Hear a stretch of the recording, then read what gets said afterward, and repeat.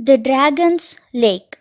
Long ago, there was a small town surrounded on three sides by forest. People of the town were happy and hardworking. They kept their houses clean and groomed their children well. Every house had a garden and a pet. Plants were trimmed and watered regularly, and pets were fed on time.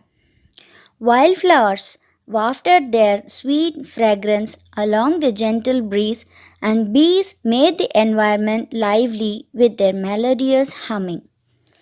Every evening, children would go playing around the town and near the forest. However, they were not allowed to enter into the forest. People believed that a dragon had been sleeping in the forest since ages. In the hour of need, the dragon will wake up and save us all by making a lake. This belief had passed on from elders to youngsters, generation after generation. One summer, it was extremely hot.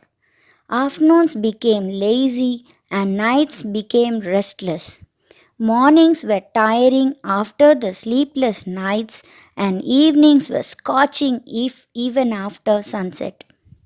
Water was the only relief.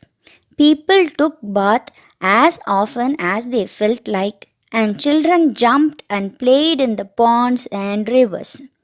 But as the season advanced, it became hotter and drier. Ponds and wells began to dry out, and rivers began to recede. People anxiously waited for the rains, but to make matter worse, even the rains did not turn up that season. The wells gave only muddy brown water, and the ponds became nothing but vast patches of swamp. The lush gardens became pale yellow brown, and the flowers drooped helplessly. Even the trees seemed to hang their branches like weary arms. The town turned browner and drier with each passing day. The townsfolk grew worried and gathered in the open fields, looking upwards, searching for rain clouds in the blue, clear sky, but none ever came. Men and women began to wail and cry, "We all will die, we all will die, and die very soon." Suddenly, an old man with a long beard said, "In the hour of need, the dragon will wake up and save us all by making a lake." "Isn't this an hour of need?" murmured an old shopkeeper. "Will the tale of the dragon ever come true?" "Sure, it will. Indeed, it will," cried the children, clapping and dancing with joy and hope. That afternoon, when the grannies were dozing inside their homes and the mothers were busy drawing water from the near dry well, a group of children stole their way into the forest, the forbidden area where the dragon was believed to be sleeping. They had secretly planned to wake up the dragon.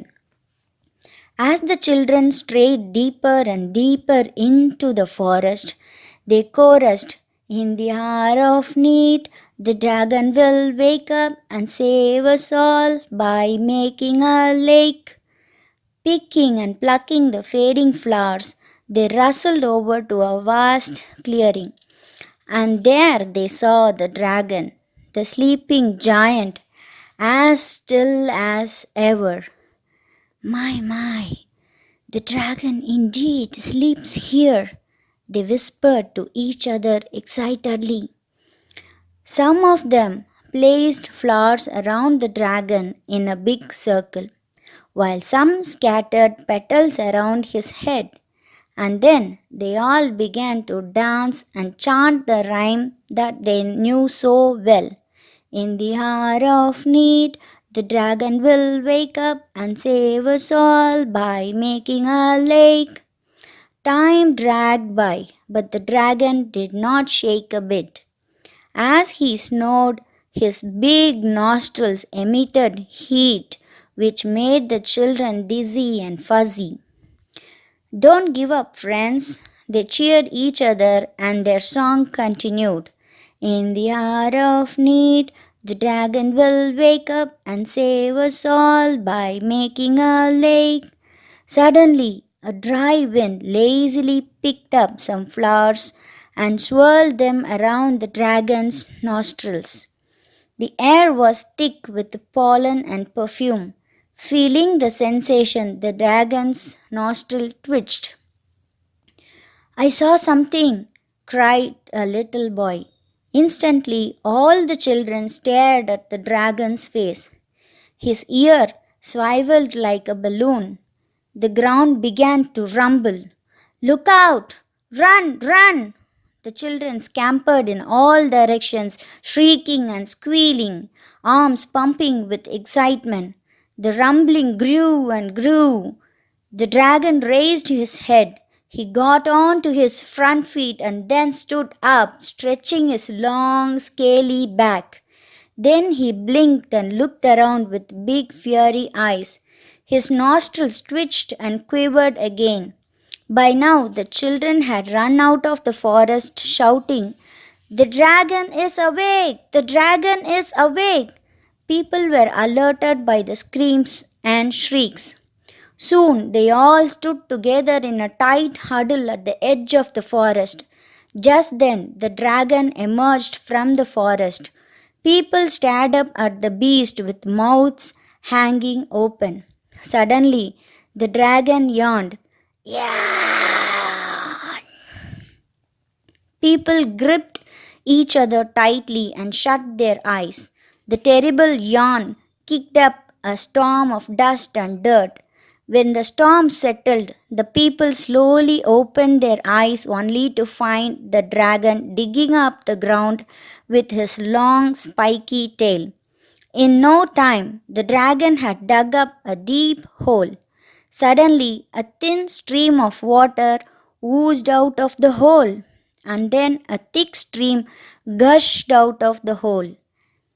As the people watched with awe and surprise, the barren land between the town and the forest was converted into a huge lake. The townsfolk danced and laughed and clapped their hands with joy. "We are saved! The dragon is awake! He gave us water by making a lake!" they all sang.